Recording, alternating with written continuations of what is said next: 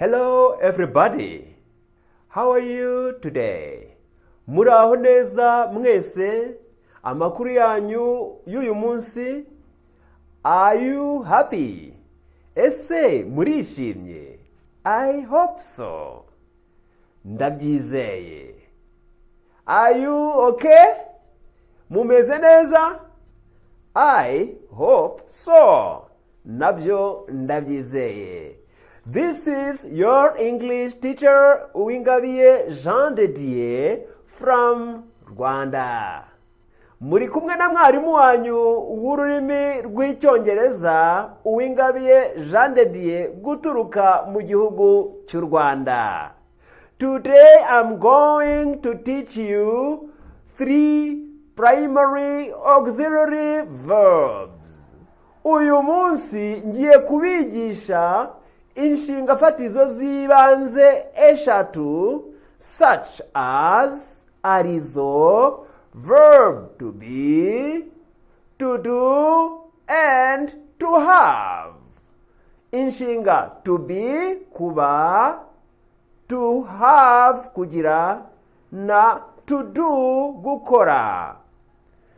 We are going to look at all together those 3 primary English auxiliary verbs. Tukaba tugiye kurebera zose izo eshatu hamwe tureba uko zikoreshwa. We are going to see definitions, ubusobanuro, examples, ingero, and sentences. Ndetse no mu nteruro. So, without delaying, let's get started. Tudatinze rero mureke dutangire. Primary auxiliary verb definition and examples.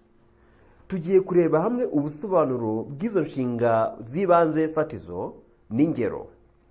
Primary auxiliary verbs, also known as primary helping verbs, izi twita inshinga fatizo z'ibanze nanone zizwi nk'inshinga zifashishwa n'izindi nshinga, are a specific category of auxiliary verbs that are used to form various verb tenses. By'umwihariko ni inzego z'inshinga fatizo zikoreshwa kugira ngo dukoreshe ibihe bitandukanye by'inshinga. Question forms, ibibazo, negative forms, guhakana, and the passive voice, no kuvuga uwakoze ikintu cyangwa uko ikintu cyakozwe. They work in conjunction with the main verb to express additional grammatical information. Zikaba zikoreshwa mu buryo bwo kunga inshinga isanzwe n'andi magambo y'ikibonezamvugo kugira ngo bigire ibisobanuro biyongereraho.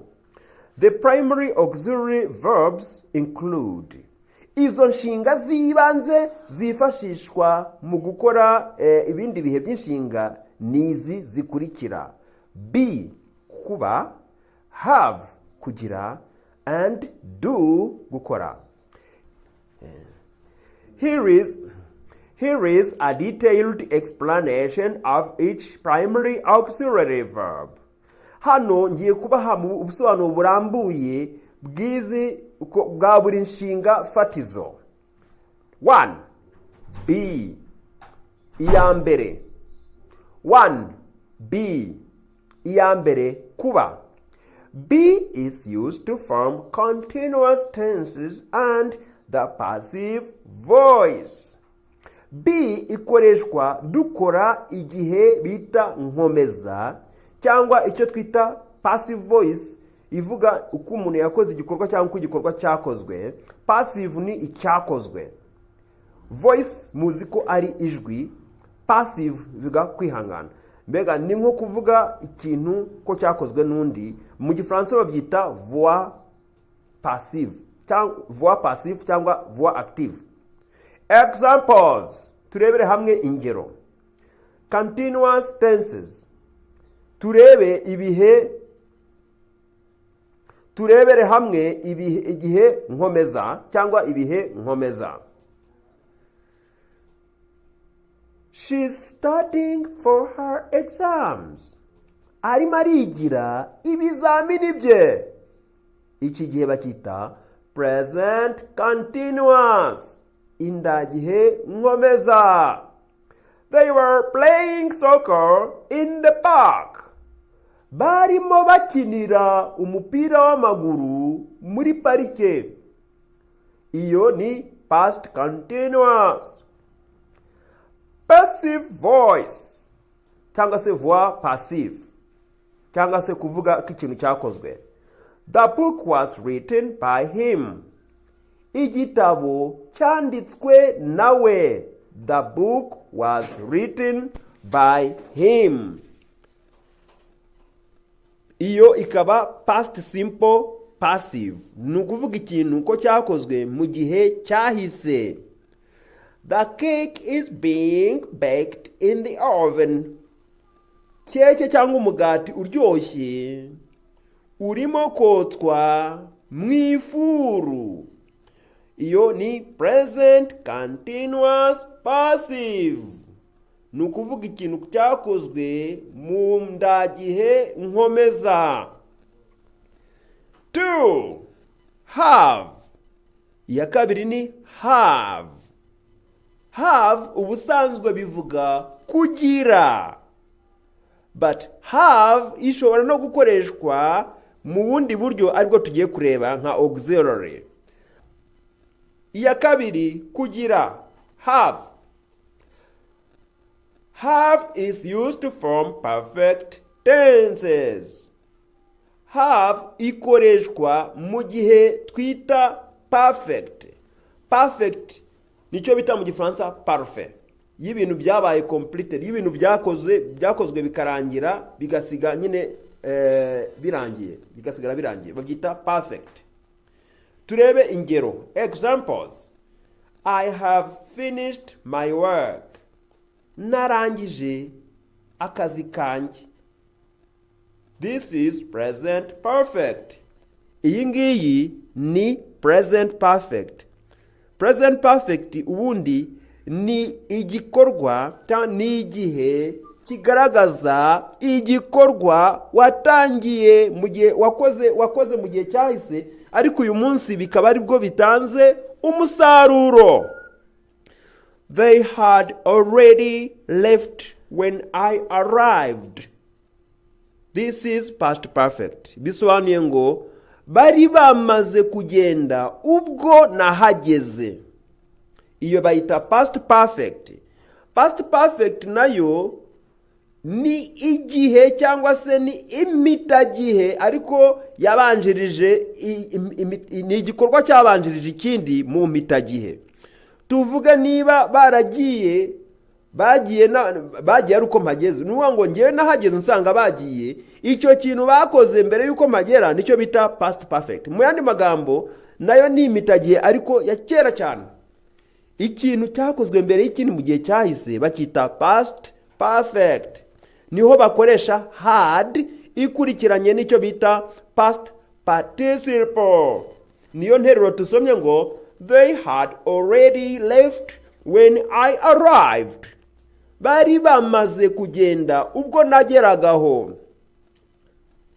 She will have completed the project by tomorrow.